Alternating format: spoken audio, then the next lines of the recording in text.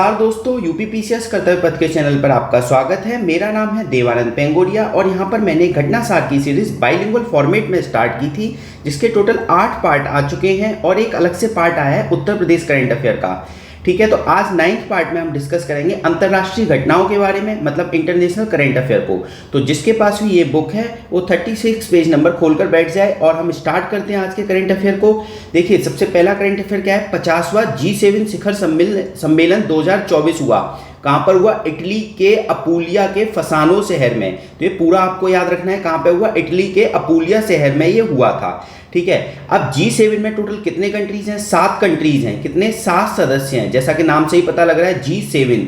अब ये 7 कंट्रीज के नाम आपको याद होने चाहिए, एग्जाम में कई बार पूछे जाते हैं। तो इसकी एक सिंपल सी ट्रिक है, जूस GF। आप गर्लफ्रेंड के साथ कहाँ गए? जूस पीने गए। तो J से जापान, U से USA, I से इटली, C से कनाडा, E से इंग्लैंड, G से जर्मनी, F से फ्रांस। तो G7 कंट्री की सिंपल ट्रिक आपको क्या याद रखनी है? Juice GF। ठीक है, आगे चलते हैं। अब देखिए, जब G7 समिट होता है तो उसमें एक आउटरीच सत्र का आयोजन किया जाता है। आउटरीच सत्र क्या होता है कि और भी कंट्रियों को वहां पे बुलाया जाता है G7 के कंट्रियों के अलावा, और उनसे अंतर्राष्ट्रीय मुद्दों पे उनके साथ चर्चा की जाती है, मतलब जो इंटरनेशनल इश्यूज हैं उन पे बातचीत की जाती है। तो इस बार जो G7 का आउटरीच सत्र हुआ था उसमें 12 कंट्रीज को बुलाया गया और इंडिया को भी बुलाया गया। तो ये इंपॉर्टेंट पॉइंट है, अगर पूछा जाए G7 में इंडिया को बुलाया गया तो हाँ, इंडिया को बुलाया गया था। एक और चीज आपको ध्यान रखनी है कि हमारे मोदी जी ने जब प्राइम मिनिस्टर बनने के बाद तीसरी बार शपथ ली थी तो सबसे पहले वो कहाँ गए? इटली के समिट में गए थे। ठीक है, आगे चलते हैं। अब देखिए, G7 जो समिट हुआ था उसमें कुछ प्रमुख बिंदु, मतलब इंपॉर्टेंट पॉइंट डिस्कस हुए थे, तो उनके बारे में बात कर लेते हैं। तो सबसे पहले क्या है कि G7 का एक इनिशिएटिव है partnership for global infrastructure and investment. Partnership for global infrastructure and investment याद रखना। अगर पूछा जाए PGII किसका इनिशिएटिव है तो G7 का इनिशिएटिव है। ठीक है, अब इसमें इंपॉर्टेंट बात ध्यान रखने वाली ये है कि ये कब इजाद हुआ था, मतलब कब PGII की उत्पत्ति हुई थी। तो G7 का 48 समिट हुआ था। कब? 48 समिट 2022 में, उसमें PGII बना था, न कि 50वें समिट में। यहाँ कंफ्यूजन हो सकता है। PGII कब बना था? 48वें समिट में, G7 के 48वें समिट में। ठीक है, अब PGII का काम क्या है कि जो विकासशील देश हैं, मतलब डेवलपिंग कंट्रीज हैं, वहां पे बुनियादी ढांचों को डेवलप करना। बुनियादी ढांचों का मतलब यहाँ पे क्या है? बेसिक इंफ्रास्ट्रक्चर को डेवलपिंग कंट्रीज में डेवलप करना।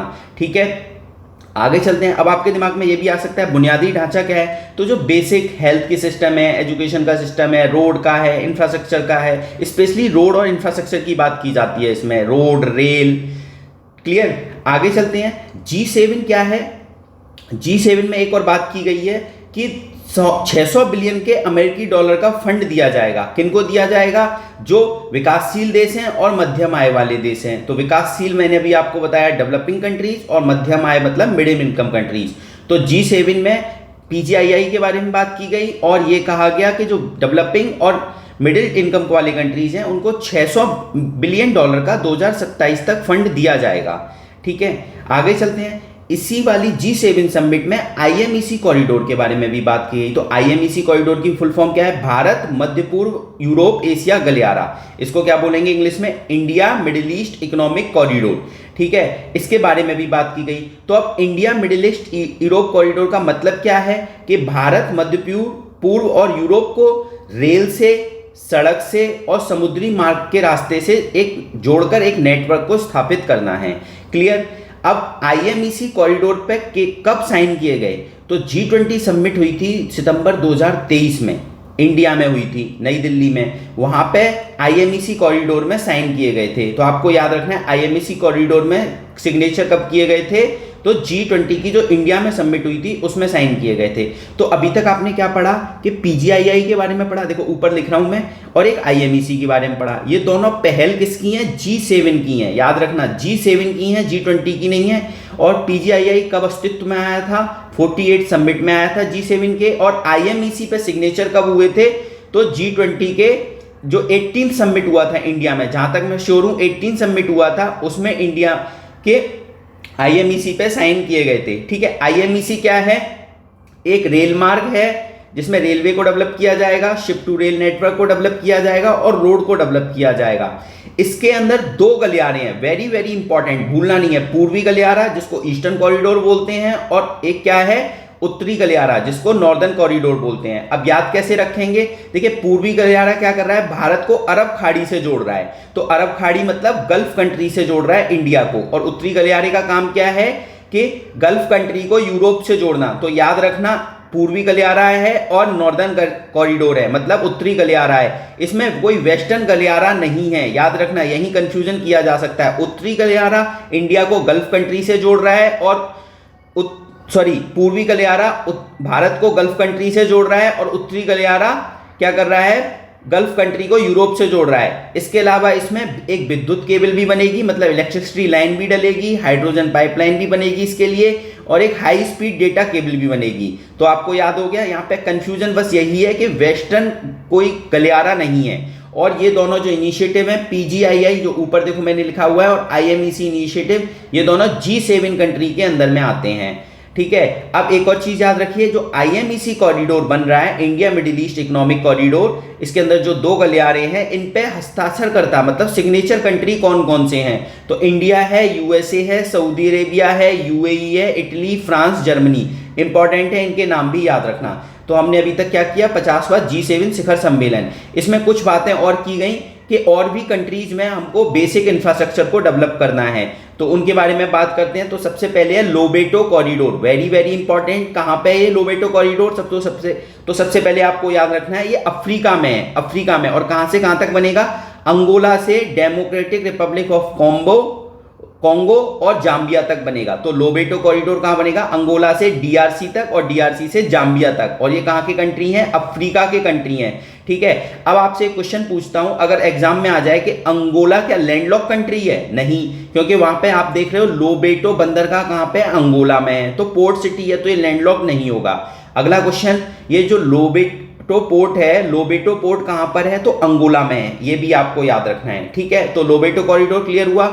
आप बात करते हैं ल्यूजॉन कॉरिडोर की, तो ल्यूजॉन कॉरिडोर कहां पे है, फिलीपींस में है। अब इंपॉर्टेंट पॉइंट ये निकल के आता है कि ल्यूजॉन क्या है, तो ल्यूजॉन एक बहुत बड़ा आइलैंड है, कहां का, फिलीपींस का। अगर पूछा जाए फिलीपींस का सबसे बड़ा आइलैंड कौन सा है, तो ल्यूजॉन, एक बार लिख देता हूं, LUZON, ठीक है। सेम क्वेश्चन यूपीएससी ने टेबल की फॉर्म में एक बार पूछा हुआ है कि ल्यूजॉन आइलैंड कहां पर है, तो फिलीपींस में, भूलना नहीं है, ठीक है। फिलीपींस में एक और चीज है, इंटरनेशनल राइस रिसर्च इंस्टीट्यूट का मुख्यालय है, ये भी याद रखना, क्योंकि उसकी एक ब्रांच है, उसका मुख्यालय कहां पे है, सब रीजनल सेंटर है, वो बनारस में है, तो आपको ये याद रखना है। अभी रिसेंटली उसकी मीटिंग भी हुई थी, क्लियर। आगे चलते हैं, मिडिल कॉरिडोर। अगर मिडिल कॉरिडोर कहां पे है, ट्रांस कैस्पियन कंट्रीज में है, कहां पे है, ट्रांस कैस्पियन कंट्रीज में है। अब कैस्पियन सी के बारे में बात कर लेते हैं, देखिए कैस्पियन सी भी यहाँ पे वर्ड लिखा हुआ है, ठीक है। तो कैस्पियन कंट्रीज कौन कौन से हैं, मतलब कैस्पियन सी के आसपास कौन कौन से कंट्री टच करते हैं कैस्पियन सी से, तो इसकी ट्रिक आपको क्या याद रखनी है, तारीख, TARIK, तो इसकी निमोनिक्स क्या बन गई, कैस्पियन सी से कौन कौन से कंट्रीज टच होते हैं, तारीख, T से तजाकिस्तान, A से अभी देख लेते हैं रशिया, A से आपको बताना है A से क्या है, ठीक है। R से रसिया, I से ईरान, K से कजाकिस्तान, और A से है अजरबैजान। चलो मैंने ही बता दिया, A से है अजरबैजान, ठीक है। तो हमने क्या क्या देखा, Tajikistan, Azerbaijan, Russia, Iran, Kazakhstan. आपको याद रखना है, यहां पे एक सोचने वाली बात यह है, जो कि एग्जाम में कंफ्यूजन आपको हो सकता है, कि ताजिकिस्तान नहीं है, तजाकिस्तान है, ताजिकिस्तान नहीं है। ताजिकिस्तान कैस्पियन सी से टच नहीं होता है, ठीक है। एक मैंने आपको G7 कंट्री की ट्रिक करा दी, एक कैस्पियन सी की ट्रिक करा दी। तो मेरी कोशिश ये रहेगी कि इंटरनेशनल करंट अफेयर में कोई भी कंट्री आए तो आपकी मैपिंग भी साथ साथ करंट अफेयर के साथ कंप्लीट होती रहे,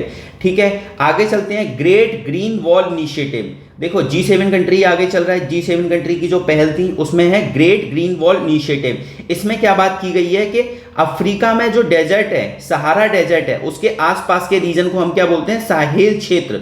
तो यहाँ पे हमें क्या करना है, पेड़ वगैरह लगाने हैं, क्या, हरियाली को डेवलप करना है, जिससे कि वहां पे डेजर्टिफिकेशन ना हो, मरुस्थलीकरण ना हो, ठीक है, और मृदा अपरदन ना हो, मतलब सॉइल का इरोजन ना हो। तो ग्रेट ग्रीन वॉल इनिशिएटिव कहां पे बन रहा है, अफ्रीका के जो साहिल रीजन है वहां पे बन रहा है। साहिल रीजन कहाँ है? जो सहारा डेजर्ट है उसके आसपास के रीजन को हम साहिल रीजन बोलते हैं, और वहां पे हमें डेजर्टिफिकेशन को कम करना है, मृदा अपरदन को कम करना है। अब इंपॉर्टेंट चीज याद रखनी है कि जो ग्रेट ग्रीन वॉल इनिशिएटिव है ये 15 किलोमीटर चौड़ा है। जैसे ये मान लो, ये इधर लेफ्ट हैंड साइड पे लिख रहा हूं, ये 15 किलोमीटर चौड़ा है और इसकी लंबाई कितनी है? 8000 किलोमीटर, याद रखना। ठीक है, इतना क्लियर हो गया। आगे चलते हैं। इसी मीटिंग में एक और बात की गई कि यूक्रेन को कुछ ना कुछ लोन देंगे। कितना? 50 बिलियन का लोन देंगे। ये डेटा आप याद रख सकते हैं। ठीक है, इसके अलावा G7 समिट में यह भी कहा गया कि अपूलिया खाद्य प्रणाली पहल को स्टार्ट किया जाएगा। किसके लिए? निम्न आय वाले कंट्रीज के लिए। ठीक है, अब अपूलिया खाद्य पहल प्रणाली को इंग्लिश में क्या कहेंगे? Food system initiative.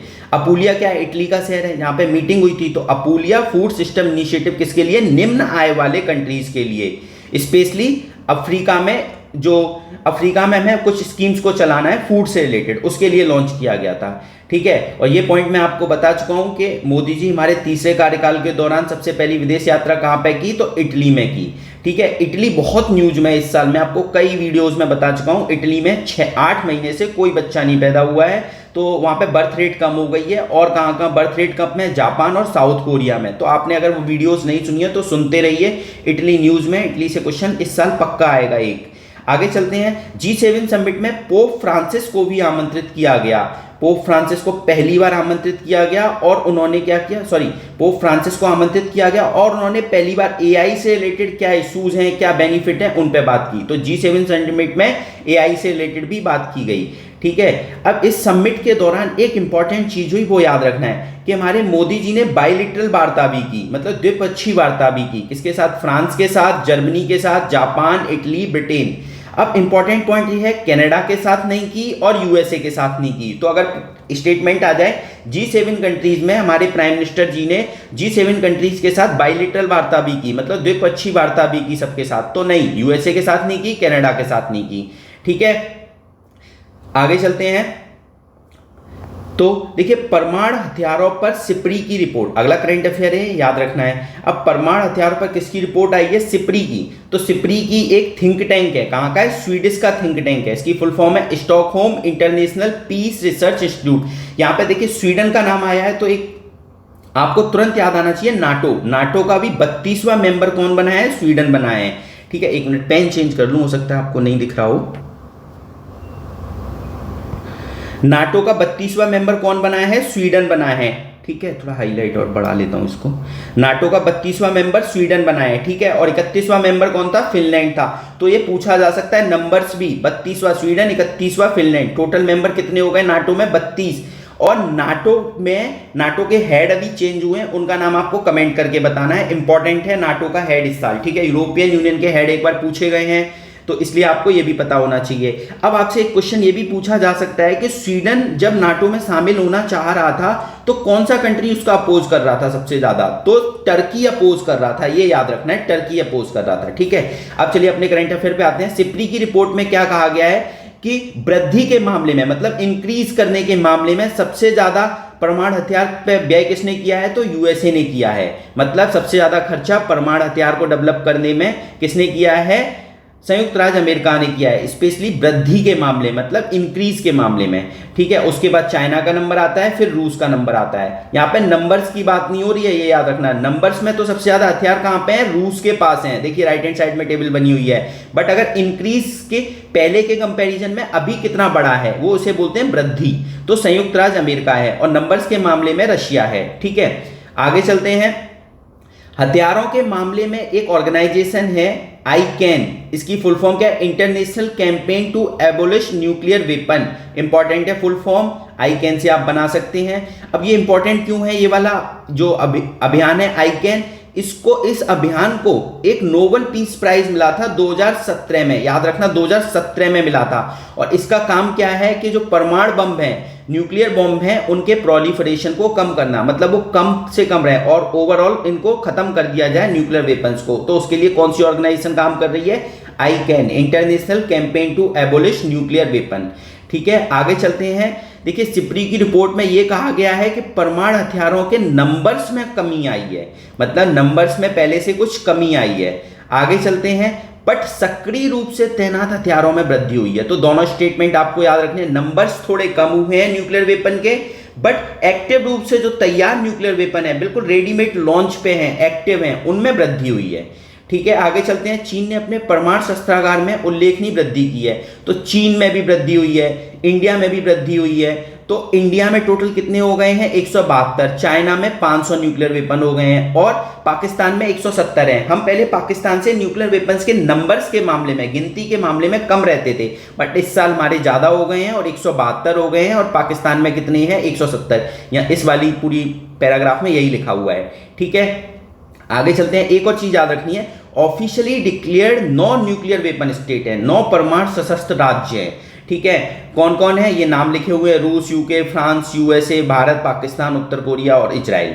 ठीक है, ये ऑफिशियली हैं 9 परमाणु सशस्त्र संयुक्त राष्ट्र राज्य हैं। क्लियर? अब देखिए इस टेबल में इंपॉर्टेंट आपको क्या याद रखना है कि सबसे ज्यादा सैन्य भंडार कहां पर है? तो न्यूक्लियर वेपन सबसे ज्यादा रूस में है, फिर अमेरिका में, फिर चाइना में। तो इसकी फुल फॉर्म आपके दिमाग में फीड कर लीजिए, रेस। रेस मतलब युद्ध, हम किसी चीज की रेस कर रहे हैं, तो ये न्यूक्लियर वेपन्स की रेस कर रहे हैं। आर से रसिया, ए से यूएसए और सी से चाइना। एक सेकंड पानी पी लूं।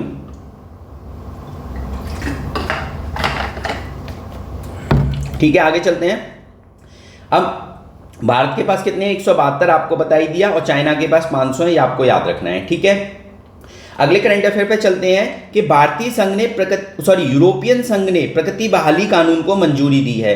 तो पूछा जाए प्रगति बहाली को, पहले इंग्लिश में जान लीजिए, नेचर को रिस्टोर करने की बात की जा रही है यहाँ पर, और इसके लिए कानून किसने बनाया है? यूरोपियन संघ ने। ठीक है, इसका मतलब क्या है? प्रगति बहाली मतलब नेचर रिस्टोरेशन का, कि जो भी नेचुरल इकोसिस्टम है, जैसे जंगल हैं, पेड़ हैं, दलदली भूमि है, वेटलैंड है, उनको रिस्टोर करना है। जैसे नदियों की धारा है, प्राकृतिक धारा है, उसको अविरल बनाना है, कॉन्टिन्यूस फ्लो होता रहे उसमें। तो जब ये लॉ आया था तो उसमें 20 कंट्रीज, जो यूरोपियन यूनियन के सारे कंट्रीज में से 20 कंट्रीज ने इसके पक्ष में साइन किए, सबने नहीं किए, ये याद रखना है। अब इसमें 2 टारगेट रखे गए हैं। देखिए इस पैराग्राफ में यही बात लिखी हुई है, 2 टारगेट रखे गए हैं। पहला टारगेट ये है 2030 तक हमें अपने 20% लैंड को और समुद्र की भूमि को रिस्टोर करना है, बहाल करना है। ठीक है, और 2050 तक क्या करना है? 100% इकोसिस्टम को रिस्टोर कर लेना है। मतलब यूरोप की जितनी भूमि है उन सारे इकोसिस्टम को हमको रिस्टोर कर लेना है, मतलब पहले जैसी कंडीशन में लेके आने की कोशिश करनी है। ठीक है, तो दोनों टारगेट याद रखेंगे, 2030 तक 20% को और 2050 तक 100% भूमि को रिस्टोर करना है।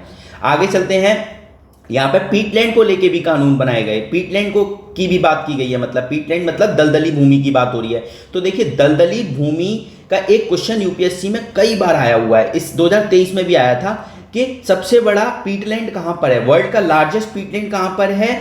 तो वो कॉन्गो में है, कॉन्गो में, याद रखना कॉन्गो में। ठीक है, मैं कई बार बताया है, यूपीएससी की एक सीरीज भी मैंने स्टार्ट की है, प्रेडिक्शन सीरीज के, यूपीएससी के पेपर से कैसे यूपीपीसीएस रिपीट करता है, उसका नाम है यूपीपीसीएस प्रेडिक्शन सीरीज।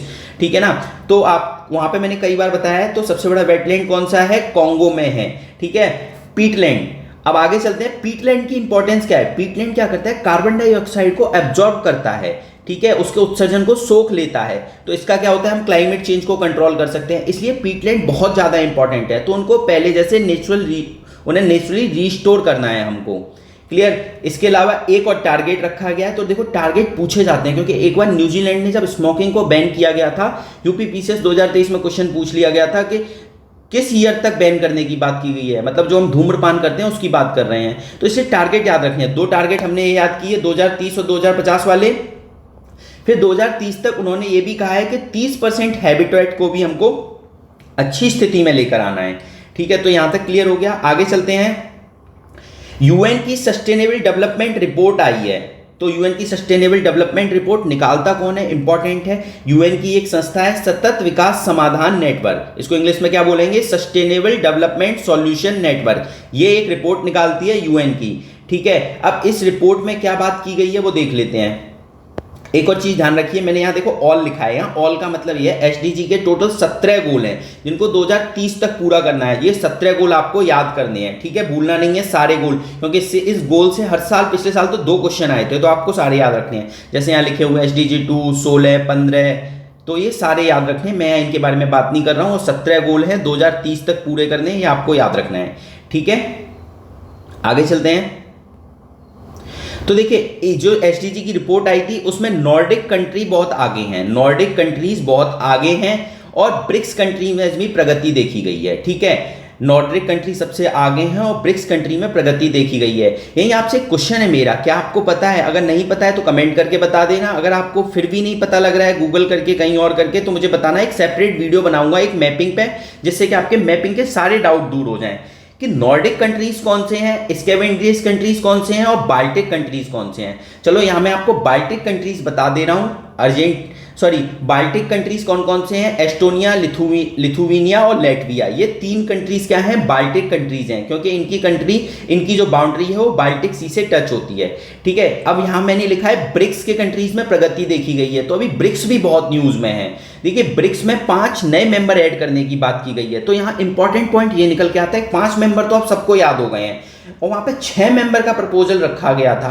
तो 6वां मेंबर कौन था जिसने मना किया था? अर्जेंटीना। Very very important. और यहाँ के नए प्रेसिडेंट भी बने हैं, उनका नाम भी याद रखना है। ठीक है, और एक और चीज निकल के आती है जो क्वेश्चन मुझे लगता है कि अगर बहुत ज्यादा डीप बनेगा तो ये बनेगा, ब्रिक्स की कौन सी समिट की और कहां पे हुई थी जहां पे इन 5 कंट्रीज को ऐड किया गया था। ये आपको कमेंट करके बताना है कि कहां पे वो मीटिंग हुई थी।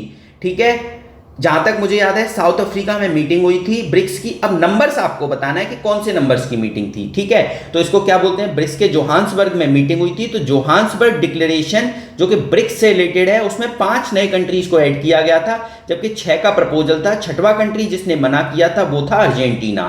ठीक है, इसके प्रेसिडेंट का नाम आपको याद रखना है। अब बात करते हैं एसडीआर रिपोर्ट पे ही चलते हैं। उसमें सबसे टॉप पर कौन है? फिनलैंड। तो आप टॉप याद रख लीजिए, फिनलैंड है। ठीक है, नॉर्डिक कंट्रीज में आगे चलते हैं। अब देखिए ब्रिक्स में मैंने अभी आपको बताया 2000, ठीक है, कि ब्रिक्स में ब्रिक्स प्लस हो गया है, 5 नए कंट्रीज ऐड हो गए हैं, ये उनके नाम लिखे हुए हैं। मिस्र, इथोपिया, ईरान, सऊदी अरेबिया और संयुक्त अरब अमीरात, मतलब यूएई की बात हो रही है। क्लियर? और इनमें क्या देखा गया है? प्रोग्रेस देखा गया है। इंडिया की रैंक कितनी है? 109। वेरी वेरी इंपॉर्टेंट, भूलना नहीं है। एसडीजी में इंडिया की रैंक कितनी हो गई? 109। फिनलैंड टॉप पर है। क्लियर, यहां भी 109 रैंक लिखी हुई है। और सबसे बेकार कंट्रीज कौन सा है एसडीजी की रिपोर्ट के मामले में, सस्टेनेबल डेवलपमेंट गोल के मामले में? तो साउथ सूडान। ठीक है, अगले करंट अफेयर पे चलते हैं। तो देखिए इसी करंट अफेयर में एक और इंपॉर्टेंट रिपोर्ट आई थी कि यूएन आधारित एक बहुपक्षवाद रिपोर्ट निकाली गई है, मतलब यूएन बेस्ड मल्टीलेटरलिज्म पे रिपोर्ट निकाली गई है। इसका मतलब यह है कि ऐसे कौन से कंट्री हैं जो मल्टीलेटरलिज्म को सपोर्ट करते हैं। मल्टीलेटरलिज्म का मतलब क्या होता है कि ऐसे कंट्री जो ये चाहते हैं दुनिया में सब लोग, कोई भी बात हो, कोई भी डिसीजन लिया जाए तो कंसेंसस के बेसिस पर डिसीजन लिया जाए, सब कंट्रीज के पास पावर हो, तो उसे हम क्या बोलते हैं? मल्टीलेटरलिज्म बोलते हैं। लेकिन कुछ कंट्री ऐसे हैं जो ये चाहते हैं कि यूनिलेटरलिज्म हो। यूनिलेटरलिज्म मतलब एक पक्षवाद हो, हमारी चले। जैसे यूएसए क्या चाहेगा कि हमारा एक छत्र राज्य रहे, तो वो यूनिलेटरलिज्म चाहता है। कुछ कंट्री बाईलेटरलिज्म चाहते हैं कि मतलब दो से ज्यादा कंट्री या 2 कंट्री का मतलब राज हो पूरे वर्ल्ड में। तो यहां पे बात करते हैं कि मल्टीलेटरलिज्म की रिपोर्ट में टॉप पर कौन है? बारबाडोस। वेरी वेरी इंपॉर्टेंट, याद रखना। और सबसे नीचे कौन है? यूएसए। ठीक है, यूएसए। क्लियर, आगे चलते हैं। इसमें एक और बात की गई थी जो कि मेंस के प्रोस्पेक्टिव से इंपॉर्टेंट है कि 2030 तक मतलब लोग 600 मिलियन लोग भूख से पीड़ित रहेंगे। तो ये डेटा कहाँ यूज कर सकते हो? मेंस में जब पॉवर्टी का क्वेश्चन आएगा तब आप लिख सकते हो कि यूएन की रिपोर्ट थी सस्टेनेबल डेवलपमेंट रिपोर्ट, उसमें कहा गया कि अभी भी 2030 तक हम जितनी प्रोग्रेस कर रहे हैं उसके बावजूद भी 600 मिलियन लोग भूख से पीड़ित रहेंगे 2030 तक। ठीक है, आगे चलते हैं। देखिए एक फेवल पहल का भी अनाउंस किया गया इस रिपोर्ट में। फेवल मतलब food, agriculture, biodiversity, land use और एनर्जी। तो फेवल पहल किस रिपोर्ट में स्टार्ट की गई? तो एसडीजी रिपोर्ट में इसके बारे में बात की गई। बस इतना याद रखिए, इस रिपोर्ट के थ्रू हमें भुखमरी को खत्म करना है, सस्टेनेबल डेवलपमेंट गोल को पूरा करना है, इस तरीके से याद रखना है। इंडिया की रैंक 109, भूलना नहीं है, 109। अगला चलते हैं, यूक्रेन को लेकर शांति शिखर सम्मेलन हुआ। तो कहां पे हुआ? स्विट्जरलैंड में हुआ। ठीक है, स्विट्जरलैंड के बुर्गेनस्टॉक रिसोर्ट में हुआ था। इतना आप याद रख सकते हैं, अगर नाम नहीं याद रखना तो कोई दिक्कत नहीं है, स्विट्जरलैंड में हुआ था। ठीक है, यहां पे क्या हुआ था? 100 देशों के लोगों को आमंत्रित किया गया, तो रसिया को बुलाया ही नहीं गया। तो जब देखिए रसिया को बुलाया ही नहीं गया तो ये समिट सफल ही नहीं होनी थी। तो जब ये समिट सफल नहीं होनी थी तो इसको ज्यादा नहीं पढ़ना है, बस इतना याद रखना है कि यूक्रेन की शिखर सम्मेलन को लेकर स्विट्जरलैंड में समिट हुई और कई कंट्रीज ने साइन नहीं किए। जो इसका एक संयुक्त दस्तावेज आया, कॉमन पेपर आया, उसमें इंडिया के साथ साथ सऊदी अरेबिया, दक्षिण अफ्रीका और यूएई और ब्राजील इन सब ने साइन ही नहीं किए, क्योंकि रशिया को ही नहीं बुलाया गया। तो जिनके बीच में युद्ध हो रहा है उनमें से उनको ही नहीं बुलाया जाएगा तो कैसे काम चलेगा? मतलब जो स्टेक होल्डर हैं, जो हितधारक हैं, उनको ही नहीं बुलाओगे तो कभी कोई समिट सफल नहीं हो सकती। यही इंडिया ने कहा कि हमें सभी हितधारकों के साथ काम करना होगा। मतलब रशिया भी तो स्टेक होल्डर है ना, तो उसके साथ काम करना होगा। स्टेक होल्डर मतलब हितधारक, ठीक है। अब इसमें चाइना ने भी इस समिट से दूरी बना दी थी। क्लियर? तो हमें कुल मिला के समिट का जगह याद रखनी है, स्विट्जरलैंड में हुई थी। अगले करंट अफेयर पे चलते हैं। क्लाउडिया शीनबॉम मैक्सिको की पहली राष्ट्रपति। वेरी वेरी इंपॉर्टेंट, फर्स्ट राष्ट्रपति कहां की बनी है? मैक्सिको की। तो देखिए क्या नाम है? क्लाउडिया शीनबॉम। अब क्लाउडिया से मेरे दिमाग एकदम क्लिक किया कि क्लाउडिया से रिलेटेड मैंने एक वर्ड पढ़ा है। क्या है?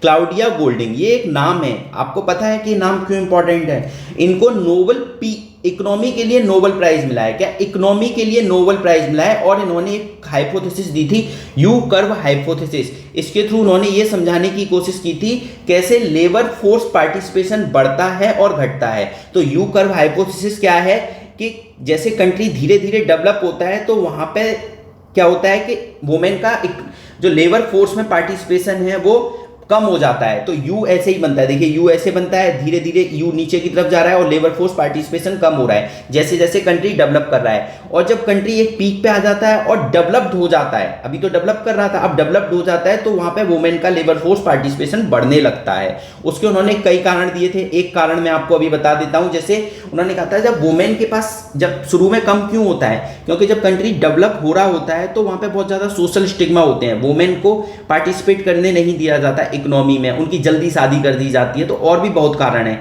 लेकिन बढ़ने क्यों लगता है एक पीक के बाद? क्योंकि जब कंट्री डेवलप्ड हो जाता है तो वुमेन को प्रमोट किया जाता है और उनके पास जो पिल्स होती हैं, मतलब जिससे कि गर्भ निरोधक पिल्स होती हैं, जिससे कि मतलब हम फैमिली प्लानिंग कर सकते हैं, अपने मतलब बच्चा पैदा करने में डिले कर सकते हैं, तो उनके पास ऐसी पिल्स की अवेलेबिलिटी हो जाती है। इन्होंने ऐसा बताया था।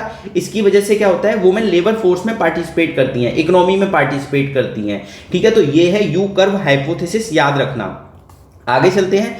तो एक मैंने क्लाउडिया से मेरे दिमाग में क्लिक किया, एक मैक्सिको वर्ड आया, तब मेरा दिमाग बिल्कुल कान खड़े हो गए कि यहां से भी रिलेटेड मैंने कुछ पढ़ा है।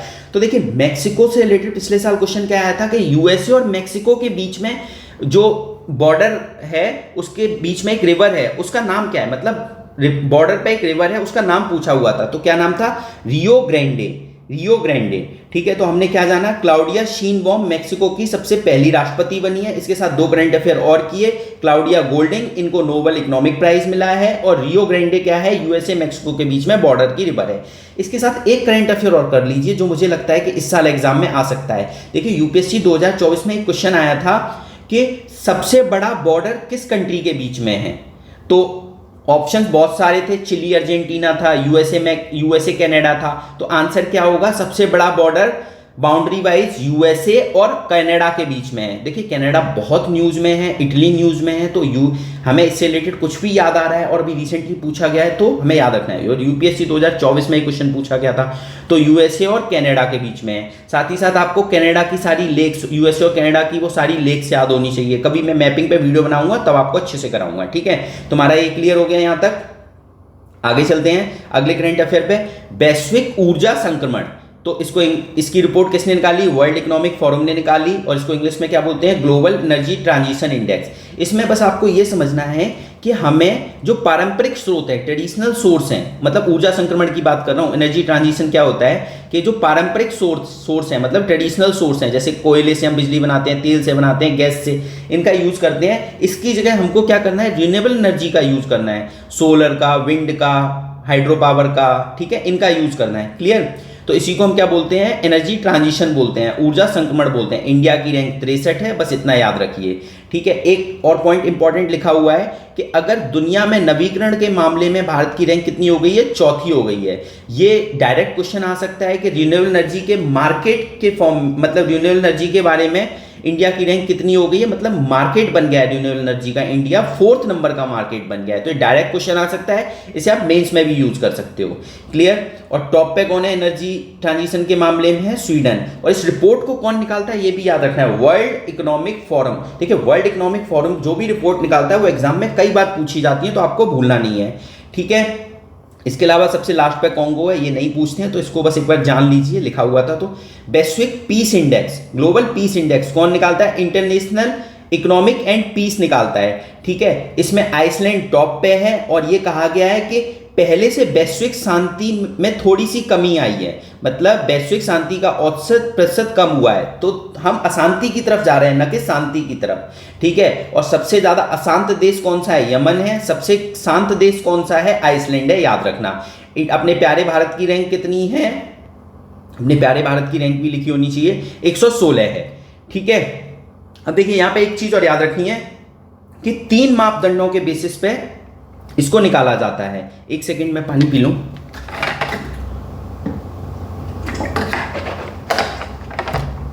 देखिए इसको 3 मापदंडों के उस पे निकाला जाता है। ये नाम इंपॉर्टेंट है कि जो ग्लोबल पीस इंडेक्स है किन किन इंडिकेटर पे निकाला जाता है। तो सामाजिक सुरक्षा, सोशल सिक्योरिटी, ठीक है, चल रहे घरेलू और अंतर्राष्ट्रीय संघर्ष सीमा, मतलब इंटरनल और बॉर्डर कॉन्फ्लिक्ट चल रहे होंगे कंट्री में, उसके बेसिस पे, और सैन्यीकरण की डिग्री, मतलब डिग्री ऑफ मिलिटराइजेशन के बेसिस पे ग्लोबल पीस इंडेक्स निकाला जाता है। तो ये तीनों इंडिकेटर आपको याद रखने हैं। भारत की रैंक कितनी मैंने बताई? 116, ये याद रखनी है, ठीक है।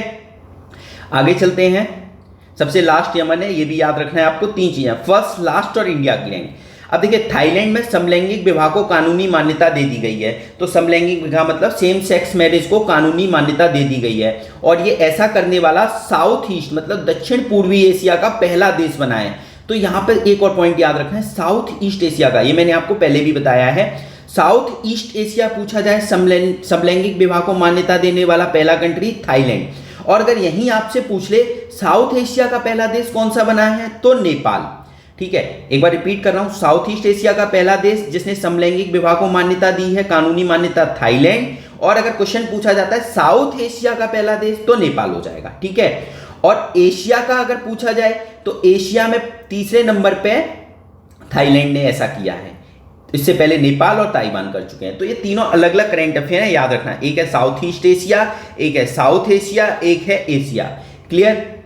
आपको अगर इन सब में कंफ्यूजन होता है कि साउथ ईस्ट एशिया क्या है, साउथ एशिया क्या है, एशिया क्या है, तो आप मुझे कमेंट कर दीजिए। मैं मैपिंग में वो सारी चीजें कवर करूंगा जो आपके डाउट हैं, एक वीडियो बनाऊंगा मैपिंग की, ठीक है। आगे चलते हैं। पर्यावरण प्रदर्शन सूचकांक, पर्यावरण प्रदर्शन सूचकांक कौन निकालता है? मतलब environmental performance index Yale centre और कोलंबिया सेंटर निकालते हैं, ठीक है। और ये 5 जून को निकाला गया। 5 जून को क्या मनाते हैं? World environment day. इसकी थीम और ये कहां मनाया गया, ये आपको हमें कमेंट करके बताना है, ठीक है। इंपॉर्टेंट है, ऐसी चीजें आपको खुद से भी बतानी होगी। मैं कई बार बता चुका हूं वीडियो में, तो आपको अभी तक याद हो जानी चाहिए। इंडिया की रैंक बहुत बेकार है, 176। जब इंडिया की रैंक बेकार होती है तो बहुत कम चांस होते हैं पूछने के, बट एक बार फिर भी पढ़ लीजिए।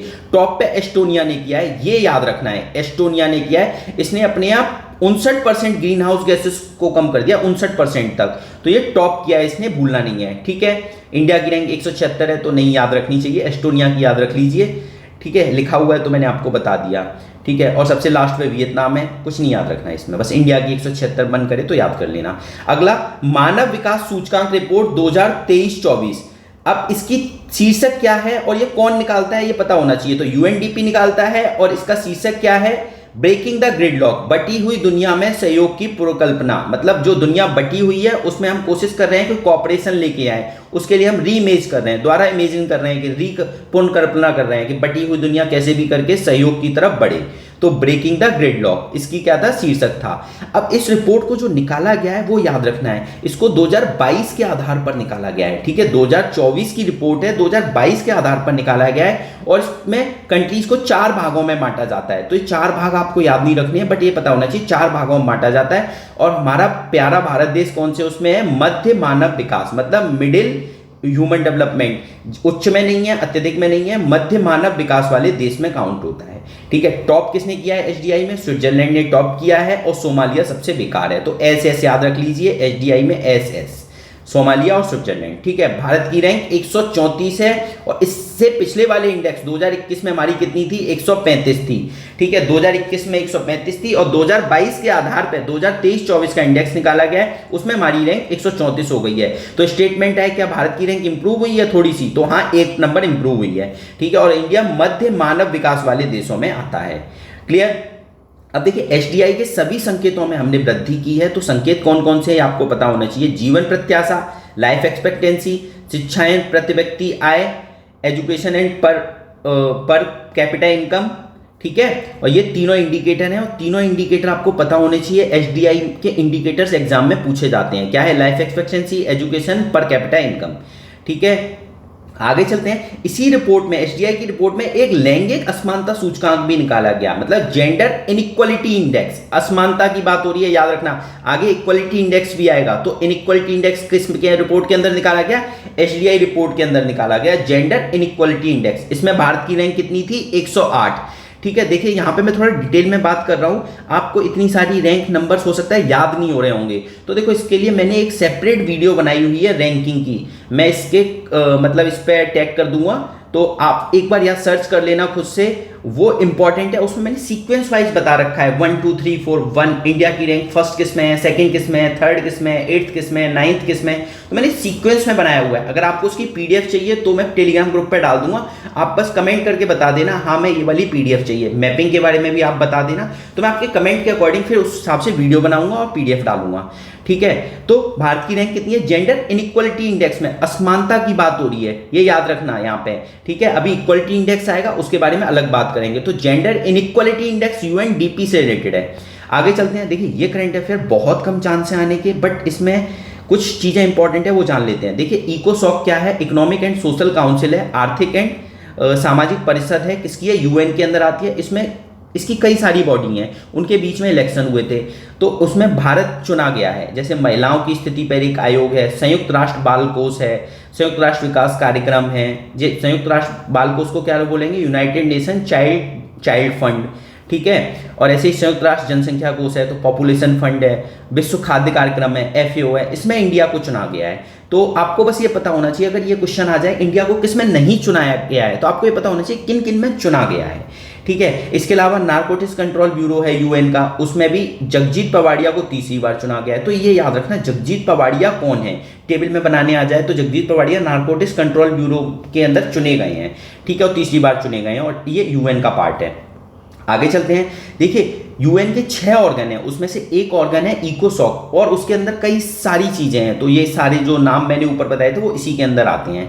ठीक है, और इसका इकोसॉक का काम क्या है कि बेसिकली आर्थिक, सामाजिक, कल्चरल, हेल्थ और मानवाधिकार से रिलेटेड संबंध से गतिविधियों को रेगुलेट करना है। तो इतना नहीं याद रखना, ये करंट अफेयर ज़्यादा इंपॉर्टेंट नहीं है, बट एक बार सुन जरूर लेना जो मैंने बताया है। जगजीत पवड़िया का नाम याद रखना है, ये पूछा जा सकता है। आगे चलते हैं। क्वाड के बाद स्क्वाड। तो देखिए, इस करंट अफेयर कर लूँ, इस करंट अफेयर को स्टार्ट करने से पहले आप ये समझ लीजिए कि क्वाड क्या है और स्क्वाड क्या है। क्वाड एक समूह है जो 4 देशों का है, जिसमें इंडिया है, यूएसए है, ऑस्ट्रेलिया है, जापान है। स्क्वाड क्या है? यूएसए, इंडिया, जापान तो वैसे के वैसे ही हैं, इंडिया नहीं है सॉरी, यूएसए, ऑस्ट्रेलिया, जापान तो वैसे के वैसे ही, और फिलीपींस ऐड हो गया है। तो क्वाड के बाद स्क्वाड, क्वाड पहले से एग्जिस्ट करता था, स्क्वाड नया बन गया है जिसमें फिलीपींस ऐड हो गया है।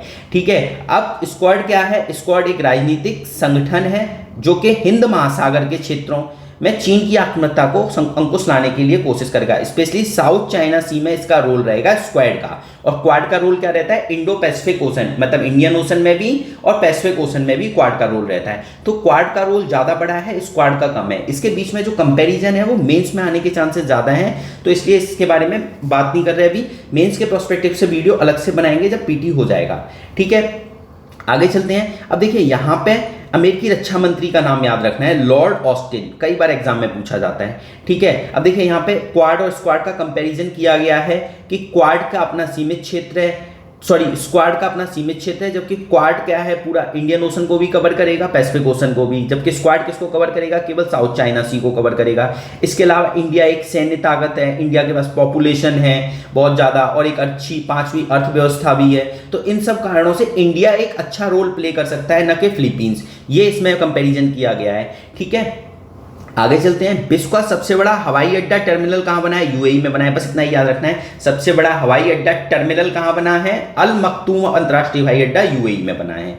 ठीक है, आगे चलते हैं। टीसीएस ने पहला अपना ह्यूमन सेंट्रिक एआई सेंटर बनाया है, तो कहाँ बनाया है? टीसीएस ने फ्रांस के पेरिस शहर में बनाया है। तो देखिए, यहाँ पर रिवर्स इंजीनियरिंग करने की बहुत जरूरत है। क्या कि फ्रांस के पेरिस शहर में ह्यूमन सेंट्रिक एआई किसने बनाया है? वहाँ पे इंफोसिस लिख देगा, टीसीएस लिख देगा, विप्रो लिख देगा, तो कैसे आप सही करोगे? आपको याद ही नहीं है, आपने रिवर्स इंजीनियरिंग नहीं की, बस एक बार पढ़ लिया है। तो ह्यूमन सेंट्रिक एआई किसने बनाया है? टीसीएस ने बनाया है, भूलना नहीं है, टीसीएस ने बनाया है। कहाँ पे? फ्रांस के पेरिस शहर में। ठीक है, अब कैसे याद रखोगे? पेरिस का पी उठाइए और टीसीएस का टी हटा दीजिए। तो पीसीएस एग्जाम की आप तैयारी कर रहे हैं तो पी से पेरिस और टीसीएस का सीएस, तो आपके दिमाग में अच्छा टीसीएस, हमने पीसीएस टीसीएस पीसीएस पढ़ा था। क्लियर? अब इससे क्या होगा? फ्रांस में इकोसिस्टम डेवलप होगा स्टार्टअप के लिए, एजुकेशन के फील्ड में और भी रिसर्च वगैरह बढ़ेंगी, तो इसके रिलेटेड टीसीएस ने वहां पे सेंटर डेवलप कर दिया है। क्लियर? आगे अगले करंट अफेयर में पढ़ते हैं। टाइम्स हायर एजुकेशन की यूनिवर्सिटी इंपैक्ट रैंकिंग आई है। तो यूनिवर्सिटी की इंपैक्ट रैंकिंग किसने निकाली है? टाइम्स हायर एजुकेशन ने निकाली है। अब देखिए इसमें इंपॉर्टेंट बात यह है कि सबसे ज्यादा पार्टिसिपेशन, सबसे ज्यादा रिप्रेजेंटेशन किसने दिया, प्रतिनिधित्व किसने दिया? भारत ने दिया। ठीक है, मतलब भारत की 105 यूनिवर्सिटी ने इसमें भाग लिया। इसका मतलब ये है भागीदारी की। ठीक है, प्रतिनिधित्व का मतलब यहां पर ये है। और इसमें ये बात की गई कि जो ये बेसिकली जो ये जो टाइम्स हायर एजुकेशन की यूनिवर्सिटी इंपैक्ट रैंकिंग है, ये एसडीजी को आधार बनाते हुए रिपोर्ट निकालती है कि किस यूनिवर्सिटी ने एसडीजी में कितने अच्छे काम किए हैं। तो एसडीजी 3 के बारे में, जो एसडीजी 3 क्या बोलता है? Good health and wellbeing. यहाँ पे आपको एक चीज ध्यान रखनी है, जितने भी एसडीजी हैं, 17 एसडीजी हैं, आपको सारे बिल्कुल रटे हुए होने चाहिए। रट लेना उनको कैसे भी करके, नहीं रटे जा रहे, कोई ट्रिक बनाओ, कैसे भी करके उनको रटो। ठीक है, तो देखिए एसडीजी 3 के मामले में मैसूर का जगद्गुरु श्री शिवरात्रीश्वर उच्च संस्थान ये टॉप किया है। ठीक है, टॉप किया है, फर्स्ट में आया है, ये याद रखना है आपको। क्लियर?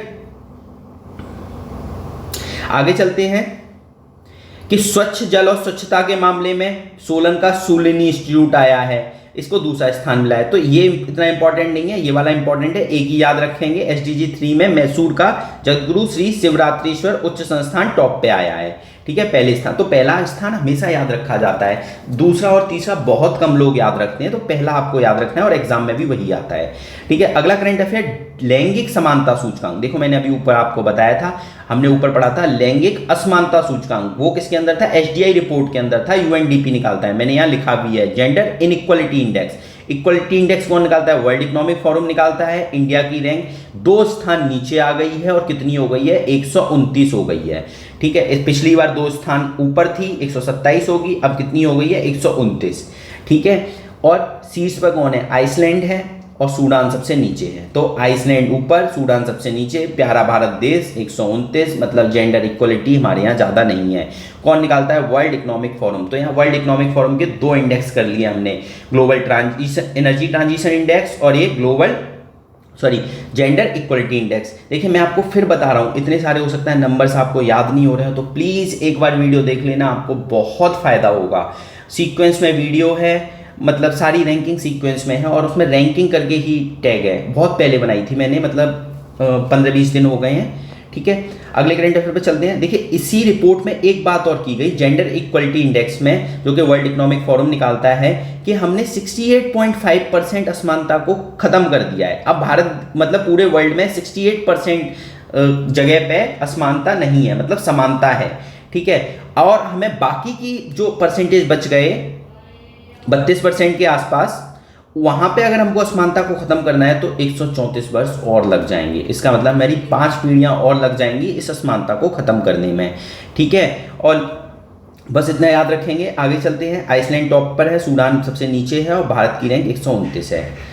अब इसके जो 4 आयाम हैं ये कई बार एग्जाम में पूछे जाते हैं, ये आपको याद रखने हैं, वेरी वेरी इंपॉर्टेंट। मैंने इंग्लिश में भी लिखे हैं। बाइलिंगुअल सीरीज का यही फायदा होता है कि मैं इंग्लिश और हिंदी दोनों में बताने की कोशिश करता हूँ। देखिए 4 प्रमुख आयाम कौन कौन से हैं?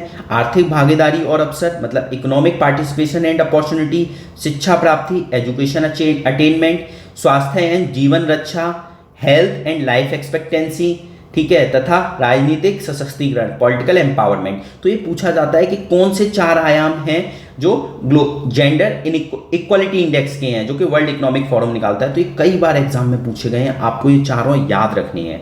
ठीक है, तो आज के लिए इतना ही रखते हैं। इंटरनेशनल करंट अफेयर में बस आपको 2-3 बातें और बता दूं। एक रैंकिंग वाली वीडियो पक्का देख लेना, आपको फायदा होगा, और उसकी PDF चाहिए तो कमेंट कर देना। इसके अलावा मैंने आपसे जो भी क्वेश्चंस पूछे हैं उनको प्लीज़ ज़रूर कमेंट करना, आपको चीज़ें याद होंगी। यहाँ पे मैंने जो भी कन्फ्यूजन वाली चीज़ें पूछी हैं, जैसे क्लॉडिया करके पूछा था, तो क्लॉडिया ऑस्टिन जिनको कि नोबेल पीस प्राइज मिला है, ठीक है। ऐसे करके जो भी करंट अफेयर आप पढ़ो तो उनको जो भी मतलब कंफ्यूजिंग वाले हो उनको तुरंत की तुरंत लिखते रहो। जैसे एक क्लॉडिया वाला मैंने आपको बताया था इस पूरी वीडियो में, एक जेंडर इनइक्वलिटी इंडेक्स, एक जेंडर इक्वलिटी इंडेक्स बताया था। तो इनइक्वलिटी वाला एचडीआई के अंदर है, यूएनडीपी निकालता है, इक्वलिटी वाला वर्ल्ड इकोनॉमिक फोरम निकालता है। क्लियर? तो ऐसे कंफ्यूजिंग वाली चीज़ें साथ साथ आपको करती रहनी है। आज की वीडियो में इतना काफ़ी है। Thank you so much. खूब पढ़िए, 8 से 10 घंटे आप पढ़ते रहिए, मेहनत करने की ज़रूरत है, ठीक है। और अभी मैंने रूसेंट की क्लास भी ली थी और बहुत अच्छी क्लास गई थी। चलिए आज के लिए बंद करते हैं। Thank you so much.